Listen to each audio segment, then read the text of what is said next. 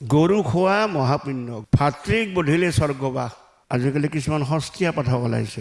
একেদিনাই কায়ো ৰামচৰণ ভৰালী হ'ব নোৱাৰে, একেদিনাই একো অশ্ৰুদ্ধাকা হ'ব নোৱাৰে। কিছুমান নতুন প্ৰজন্মৰ পাঠকে নামবিলাক কিবা বেলেগ ধৰণে লৈ যাব ধৰিছে। যে ৰামচৰণ ভৰালীও নিশাচৰ পানীতে পৰে। অ কোন তই দুৰাচাৰ,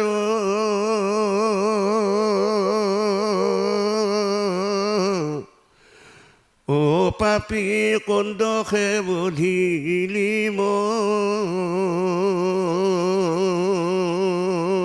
নমস্কাৰ, চাবলৈ আৰম্ভ কৰিছে চিটিজেন নিউজৰ বিশেষ অনুষ্ঠান শিপা বিচাৰি। আজি এই শিপা বিচাৰি অনুষ্ঠানৰ অতিথি অসমৰ নাগাৰা নাম জগতৰ এগৰাকী প্ৰতিষ্ঠিত আৰু জনপ্ৰিয় নাগাৰা নামৰ পাঠক ৰামচৰণ ভৰালী। আমি তেখেতৰ সৈতে কিছু কথা পাতিম আজিৰ আমাৰ অনুষ্ঠানৰ মাজেৰে। আপোনাক আমাৰ অনুষ্ঠানৰ মাজলৈ স্বাগতম জনাইছোঁ। নমস্কাৰ। জয়তে মই চিটিজেন নিউজৰ সমূহ পৰিয়ালবৰ্গলৈ মোৰ সশ্ৰদ্ধ প্ৰণাম যাচিছোঁ।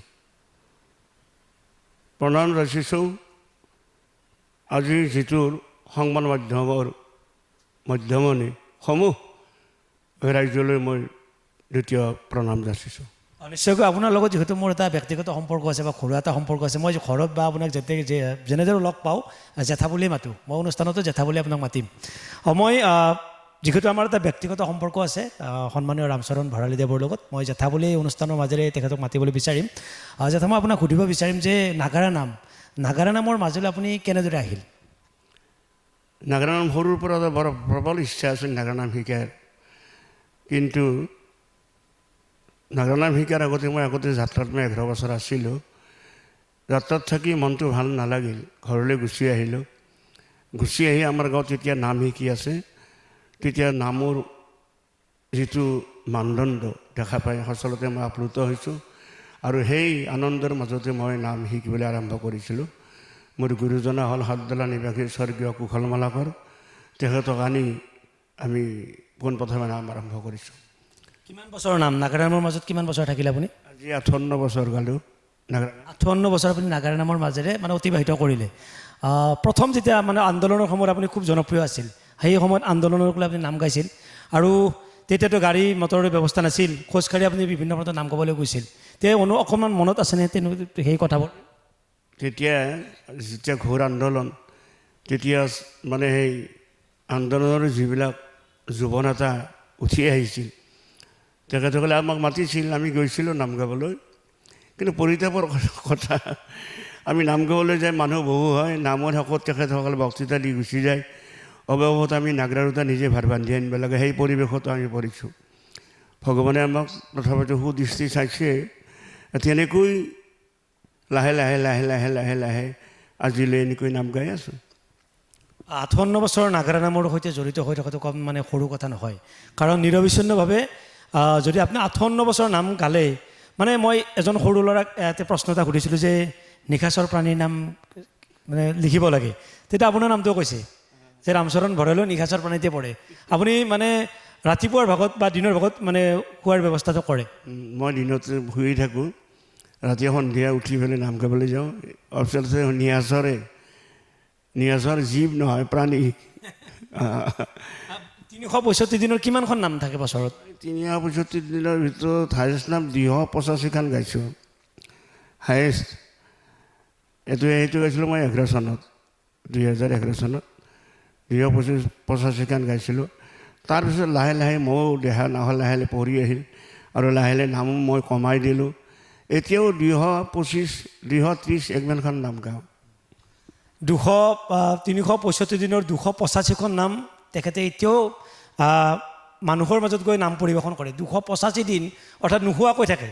বছৰৰ 285 দিন যেতিয়া এজন মানুহে নোহোৱাকৈ থাকে, সেই শিল্পটোৰ প্ৰতি যি সাধনা, আচলতে সাধনাৰ ফলতেই ৰামচৰণ ভৰালী ডাঙৰীয়াই নোহোৱাকৈ 285 দিন তেখেতে নাম গাব পাৰে, নামৰ অনুষ্ঠান পৰিৱেশন কৰিব পাৰে অসমৰ বিভিন্ন প্ৰান্তত। মই বেলেগ কথা এটা সুধিব বিচাৰিম যে আপোনাৰ এটা ৰহস্য আছে, বা ৰহস্যটো কিছু লোকে জানে, কিছু লোকে নাজানে। আপোনাৰ যি দাঢ়ি আছে সেইখিনি বান্ধি থয়, ইয়াৰ কাৰণটো কি? দাঢ়িটো সেইটো মোৰ ব্যক্তিগত কথা, সেইটো আৰু প্ৰকাশ কৰা কথা নহয়। প্ৰকাশ কৰা কথা আছিল আগতে, কিন্তু প্ৰকাশ কৰিছিলোঁ। কিন্তু মই যেতিয়া আন্দোলন ছাকচেছফুল হ'ল, মই তেতিয়া ভাবিছিলোঁ যে কোনোদিন আন্দোলন ছাকচেছফুল নোহোৱাক গ'লে মই দাঢ়ি নাকাটো, দাঢ়ি চুলি। কিন্তু যেতিয়া আন্দোলন আমাৰ ছাকচেছফুল হ'ল তেতিয়া কাটিলোঁ, কিন্তু ৰাইজে মোক সেই ৰূপত নিবিচাৰিলে। যেতিয়া নিবিচাৰিলে তেতিয়া মই দাড়ি চুলি ৰাখিবলৈ বাধ্য হ'ল। আৰু সেই গতিকে আজিলৈ গাই আছোঁ। আৰু দাড়িবিলাক খোলাকৈ নাৰাখোঁ, কাৰণ খোলাকৈ য'ত প'ত লাগে অলপ, গতিকে বান্ধি থৈ দিওঁ। যেতিয়া মই বেলেগ প্ৰশ্ন এটা সুধিব বিচাৰিম যে আগৰ নাম আপোনালোকে আজিৰ পৰা 58 বছৰ আগত গোৱা নাম আৰু আজিৰ তাৰিখৰ নাম অৰ্থাৎ 2024 নাম ক'ৰবাখিনিত পাৰ্থক্য পাইছেনে আপুনি? অলপ নহয়, বহু পাৰ্থক্য। আগেৰে যিবিলাক নাম, আগৰ নামবিলাকৰ সুন্দৰ মাদকতা আছিল, মাটিৰ সুৰ আছিল। কিন্তু আজিকালি নামবিলাকৰ সেই সুৰটো নাই। কিছুমান নতুন প্ৰজন্মৰ পাঠকে নামবিলাক কিবা বেলেগ ধৰণেৰে লৈ যাব ধৰিছে। কিন্তু আমি সৰু অসম নাগাৰা নাম সংঘৰ জৰিয়তে আমি এতিয়া নামৰ যিটো সংবিধান, সেই সংবিধানক ফ'ল' কৰি আমি নাম গাবলৈ আৰম্ভ কৰিছোঁ। যেনে আমাৰ এতিয়া নিয়ম আছে, নাম গোৱাৰ আগত কীৰ্তন গাব লাগিব। আৰু আমি এটা ৰাইজৰ যথাৰ্থী এটা জনাব বিচাৰিছোঁ, আপোনালোকৰ চেনেলৰ জৰিয়তে মই জনাব বিচাৰিছোঁ যে সৰু অসম নাগাৰা নাম সংঘৰ প্ৰশিক্ষণ কেন্দ্ৰ আমি আমাৰ মুখ্য কাৰ্যালয়ত আমি এই 15 জুলাই তাৰিখে আমি উন্মোচন কৰিম। কৰ্মশালা কৰিব নহয়, প্ৰশিক্ষণ কেন্দ্ৰ এখন স্কুল বনাম বুলি আমি ভাবিছোঁ।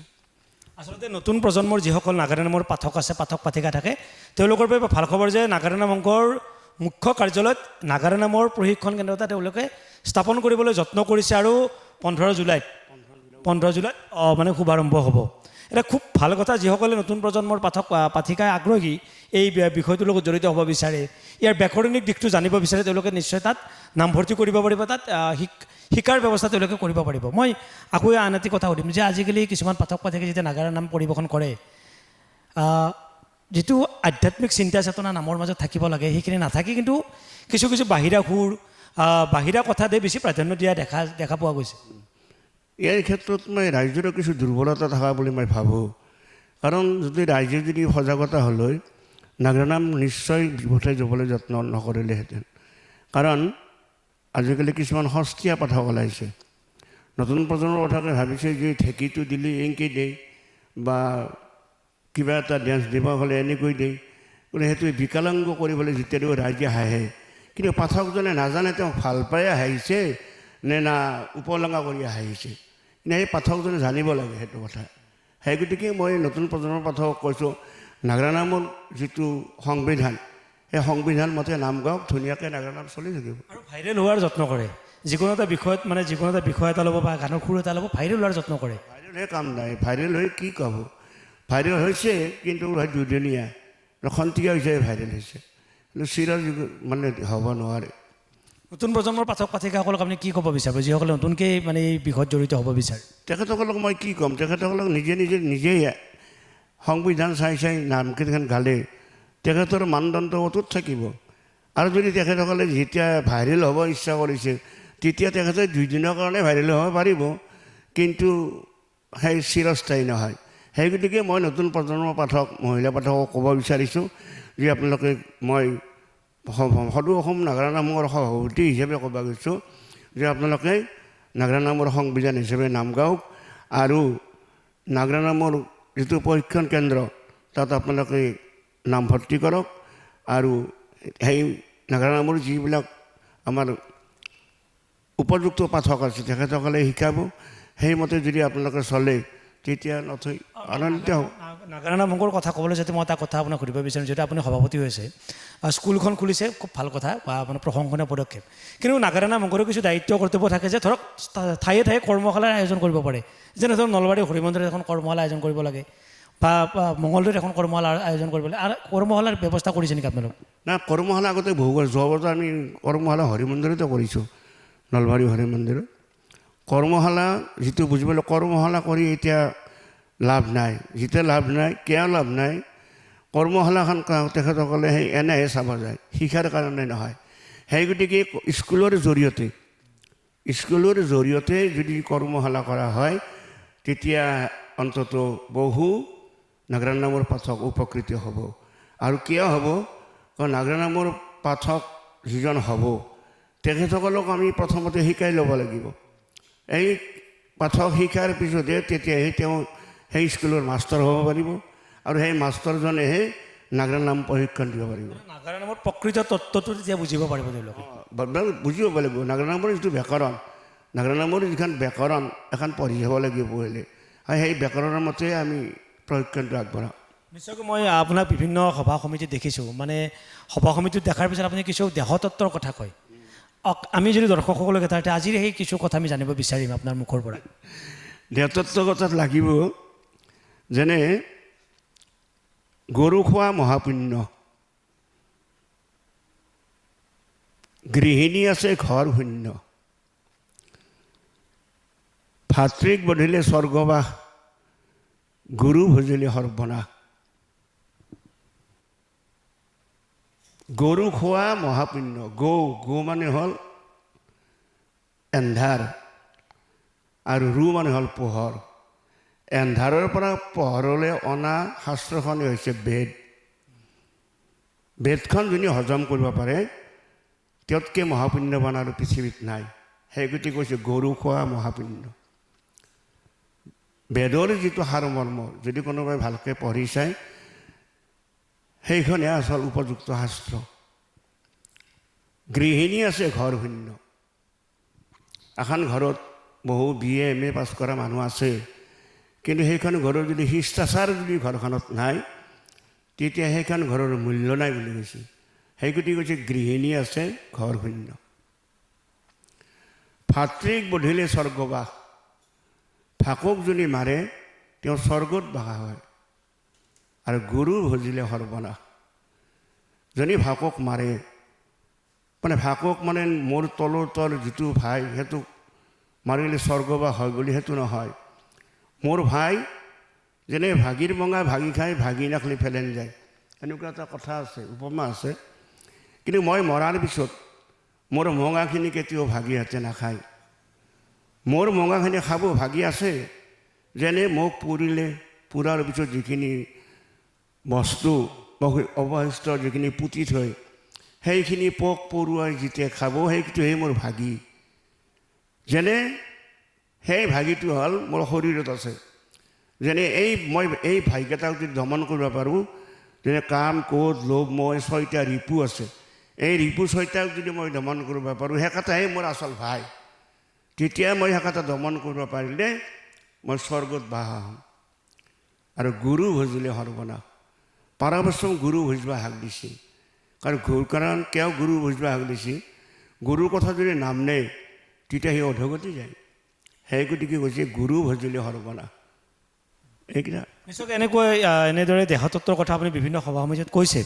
আৰু যিহেতু নাগাৰা নামৰ কথা পাতিছোঁ, অকণমান যদি সুৰ আমি নাগাৰা নামৰ আপোনাৰ পৰা শুনিব বিচাৰোঁ, আপোনাৰ যিটো ভাল লাগে, যিটো ধৰক আপুনি 58 বছৰ নাম গালে, তাৰ 58 বছৰৰ ভিতৰত এটা সুৰ বা পদ আপোনাৰ নিশ্চয় কোনোবাখিনিত ভাল লাগি থাকে, সেইখিনি আমি অকণমান শুনিব বিচাৰোঁ। আৰু নাওমান দেহতত্ব নাওমান এটা কথা অকণমান, সেইটো হ'ল বোলে গোহাঁই হৈ নাখে গাই, মহন্ত হৈ নামাৰে ভাই, ভকত হৈ নাখে মদ, তেতিয়াহে জানিবা ভক্তিৰ তত। গোহাঁই হৈ নাখে গাই, তাৰমানে আমি সকলোতকৈ উপকৃত বস্তু হ'ল গাখীৰ। গতিকে গাখীৰ যোনে খাব আয়ুটো বেছি হয়। গোহাঁই হৈ নাখে গাই, তাৰমানে গাখীৰ খাব দিছে। প্ৰত্যেক মানুহকে গাখীৰ খাব দিছে। 1 নম্বৰ গাখীৰ হ'ল পৰমায়ুটো বৃদ্ধি কৰা। মহন্ত হৈ নামাৰে ভাই, এই শৰীৰৰ যেকেটা ৰিপু একেটা ভাই দমন কৰিব দিছে, তেতিয়াহে মহন্ত হ'ব পাৰে। ভকত হৈ নাখে মদ, ভকত হ'লে মদ খাব দিছে। সেই মদ নহয়, মদ মানে অহংকাৰ, যিটো ভিতৰৰ অহংকাৰ, এই অহংকাৰটো দমন কৰিব দিছে। ভকত হৈ নাখে মদ, তেতিয়াহে জানে একেটা বস্তু যদি দমন কৰিব পাৰে তেতিয়াহে তেওঁ ভকত হ'ব পাৰে। এইখিনি নিশ্চয়কৈ দেহতত্বৰ কথা আমি দুটাকে জানিলোঁ, আৰু এইবোৰ জানিব লগা কথা। মই যিটো 58 বছৰৰ নাম গালে, যিটো আপোনাৰ সকলোতকৈ আপোনাৰ ভাল লগা এটা দিঘা আমি অকণমান শুনিব বিচাৰোঁ। আচ্ছা, মই এটা বালি বধুৰ এটা মই দিহা গাইছিলোঁ, মনত পৰে মোৰ। যেতিয়া বালি আৰু সুগ্ৰীৱৰ যুদ্ধ লাগে, বালি সুগ্ৰীৱৰ যুদ্ধ লাগতে ৰামে বালিক মাৰিব চাই আছে। বালিক মাৰা সহজ নহয়, 7ডাল তাল গাছ ভেদ কৰি যাই পেলাই সৰপাতেহে বালিক মাৰিব পাৰিব। ইতিমধ্যে যুদ্ধ কৰি আছে, ৰামে সৰপাত মাৰি দিছে। ৰামে সৰপাত মাৰি দিয়াৰ লগে লগে সেই 7ডাল তাল ফুটি পেলাই বালিৰ বুকুত লাগছে 7ডাল। তেতিয়া তেওঁ কান্দি কান্দি গাইছিল, সেই সুৰটো মোৰ মনত পৰিছিল। অ' কোন তই দুৰাচাৰ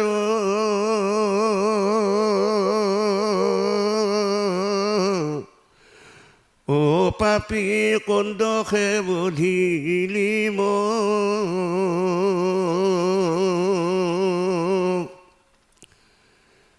অ' ৰাজ্যৰ কাৰণে দুই ভাই যুঁজিছিল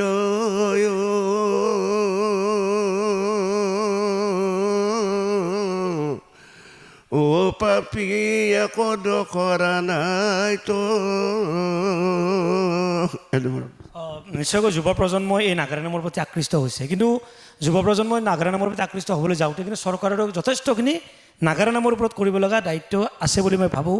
কাৰণ যদি চৰকাৰৰ সুদৃষ্টি নপৰে, ৰজাঘৰৰ দৃষ্টি যেতিয়া নাগাৰা নামৰ ওপৰত নপৰিব, আপোনালোকৰ যদি বহু পাঠক আছে যি আজিও চৰকাৰৰ পৰা অৱহেলিত, এটা শিল্পী পেঞ্চনৰ বাবে, এমুঠি ভাতৰ বাবে কিন্তু আজিও বহু পাঠক অৱহেলিত হৈছে। চৰকাৰলৈ কি আহ্বান থাকিব আপোনাৰ, সংঘৰ পৰা কি আহ্বান থাকিব? নাই, এইটো চৰকাৰৰ গাত দোষ নাই। কাৰণ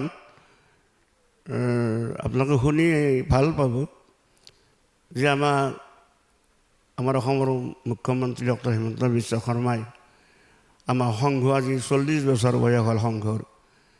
এই সংঘটো সেই 40 বছৰ সেংকিয়াই আছে, এটা দশনেও ক'তো জমা জাঠি নাই। কিন্তু যোৱাবাৰ তেখেতে এটা এনেকুৱা এটা ভাল কাম কৰিছে, তেখেতে 15 লাখ টকা আমাক দিছে, অনুদান দিছে সংঘ বান্ধিবলৈ। তাৰমানে আমাৰ কমলপুৰ সমষ্টিৰ বিধায়ক দিগন্ত কলিতাই দিছে 5 লাখ, তাৰপিছত আমাৰ সাংসদ দিলীপ শইকীয়াই দিছে 5 লাখ, 2.5 লাখ।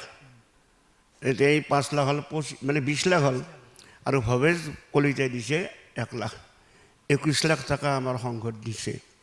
আৰু তাৰোপৰি আৰু এটা সবচে এটা ভাল খবৰ মুখ্যমন্ত্ৰী কৰিছে, আমাৰ প্ৰধানমন্ত্ৰীৰ হাতত আমাৰ অসমৰ যিটো নাগৰা নামৰ যিটো প্ৰতীক, নাগৰা আৰু কুৰকুৰি এজোৰা দি পেলাই মানে প্ৰধানমন্ত্ৰীক তেওঁ সম্বৰ্ধনা জনাইছে। ইয়াৰ দ্বাৰাই বুজা যায় যে মুখ্যমন্ত্ৰীয়ে নিশ্চয় আমাৰ এই নাগৰা নাম বিশ্ব দৰবাৰক নিবলৈ তেওঁ যত্ন কৰিছে। গতিকে সেই গতিকে চৰকাৰক মই কৈছোঁ, আৰু বাৰে বাৰে মই ধন্যবাদ জনাইছোঁ যে নাগৰা নাম অৱহেলিত নাগৰা নামৰ কাৰণে তেখেতসকলে দৃষ্টিগোচৰ হৈছে। সেই গতিকে তাৰ কাৰণে মই এইটো শুভ লক্ষণ বুলিয়ে মই ক'ব খোজোঁ। আৰু আজিকালি বহুতেই ভাবে শিল্পী পেঞ্চন নাগৰা নামৰ বহুকেইটাই শিল্পী পেঞ্চন পাইছে, আৰু এইবাৰ বা আৰু কেইজনমানজনে পায়, কিন্তু বাকীখিনি চৰকাৰৰ কৰণীয় আৰু সেইখিনি। নিশ্চয়কৈ চৰকাৰৰ সুদৃষ্টি এই এটা কৃষ্টি এটাত পৰিব লাগিব, তেতিয়া নিশ্চয় কৃষ্টিটো সদায় মজবুত হৈ থাকিব, নতুন প্ৰজন্মই সেই কৃষ্টিটোৰ লগত জড়িত হ'বলৈ ভাল পাব। শেষত আমি অনুষ্ঠান শেষ কৰিম যে আপোনাৰ গুৰু আছিল কুশল মালাকৰ। আপোনাৰ যদি প্ৰিয় শিষ্য সুধোঁ যে প্ৰিয় শিষ্য কোন, তেতিয়া কি ক'ব, কোনজনৰ নাম ক'ব? মই নকওঁ, ৰাইজে ক'ব। মই কিয় নকওঁ, মই তেওঁৰ প্ৰিয় হ'ব পাৰোঁ নে নপাৰা নাই মই সেইটো ক'ব পৰা নাই, কিন্তু তেখেতৰ যিখিনি গুণ, তেখেতৰ যিটো ৰূপ, সেইটো মোৰ গাত নাই, অলপো নাই। কাৰণ কিয়, তেখেত কৃষ্ণৰ দৰে ঠৌগা আছিল, ধুনীয়া, আৰু তেখেতৰ যিবিলাক লয়লাস ভংগী আচৰিত আছিল। গতিকে এনেই পাঠক হ'ব লগা হ'লে মানুহৰ 3টা গুণ লাগে, মহৎ গুণ। নাগৰা নামৰ পাঠক হ'ব লগা হ'লে পাঠক, পা মানে ভালকৈ পাঠ কৰিব জানিব লাগিব, আৰু থ মানে মানুহটো অলপ ঠৌগা হ'ব লাগিব, আৰু ক মানে কণ্ঠটো তেওঁ হাতে লৈ আহিব লাগিব। গতিকে এই 3টা গুণ যাত থাকে তেওঁ সেই নাগৰা নামৰ পাঠক হ'ব পাৰে আচলতে। কাৰণ সেই গতিকে মই সমূহ আজিকালি প্ৰায় নাগৰা নামৰ পাঠকে শিক্ষিত, কাৰণ চাকৰি বাকৰি নাপায়, সকলোৱে নামেই শিকিছে। গতিকে সদৌ অসম নাগৰা নাম সংঘৰ সৌজন্যত আমি এতিয়া ঘৰ বনাই আছোঁ, আৰু লগতে আমাৰ সম্পাদক নিপন দত্ত কলিতাইও ইয়াৰ আগভাগ লৈ আছে। গতিকে মই গুৰি ধৰি আছোঁ, তেওঁ বনাই আছে। আমি 11 জুলাইত অৰ্থাৎ কালি আমি চাপ ঢালাই কৰা কথা আছিল, কিন্তু দুৰ্ভাগ্যবশতঃ আমাৰ কিবা দুটা খুটাৰ কাৰণে আমি ঠালা নহ'ল আৰু এসপ্তাহমান পলম হ'ব। গতিকে মই আপোনালোকৰ এই সংবাদ মাধ্যমৰ জৰিয়তে মই আপোনালোকক জনাব বিচাৰিছোঁ, আপোনালোকক প্ৰকাশ কৰক যে আমাৰ সদৌ অসম নাগাৰা সংঘ মানে জয় ময় হৈ থাকক আৰু স্কুলখন যাতে সোনকালে আমি বনাব পাৰোঁ, তাৰ কাৰণে মই আপোনালোকৰ ওচৰতো মই মানে কৈ মোৰ সমূহ বক্তব্য ইয়াতে সামৰণি মাৰিছোঁ।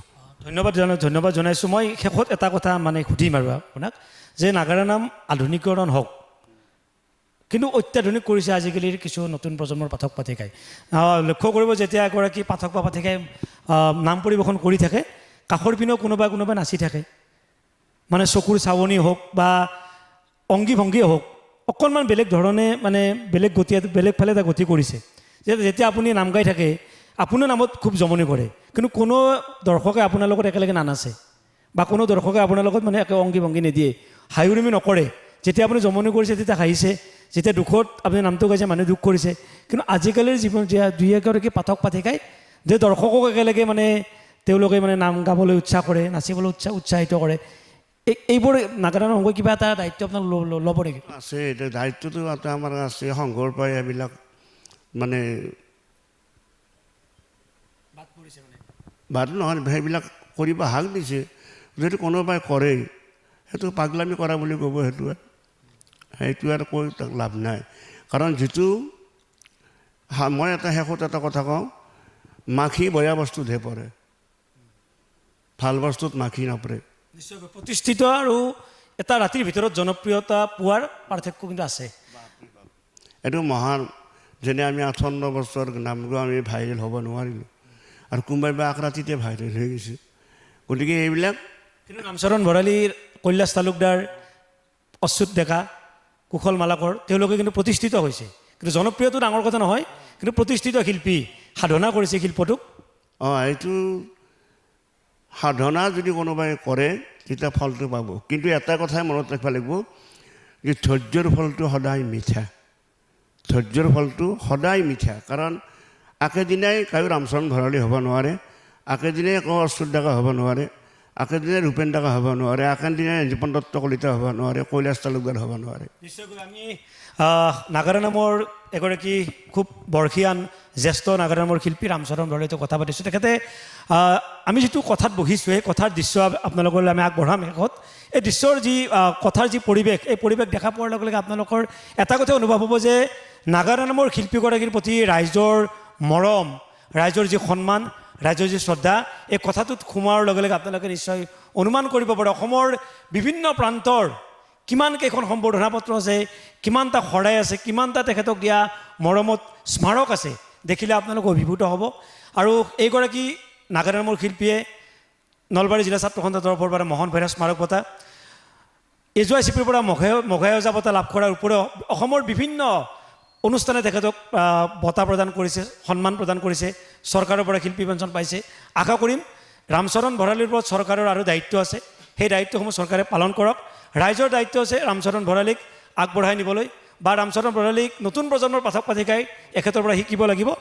আৰু শেহতীয়াভাৱে তেখেতে অযোধ্যাত এটি বঁটা ল'ব, কেইদিনমান পিছত তেখেতে ইয়াৰ পৰা যাত্ৰা কৰিব, আমিও শুভেচ্ছা দিলোঁ।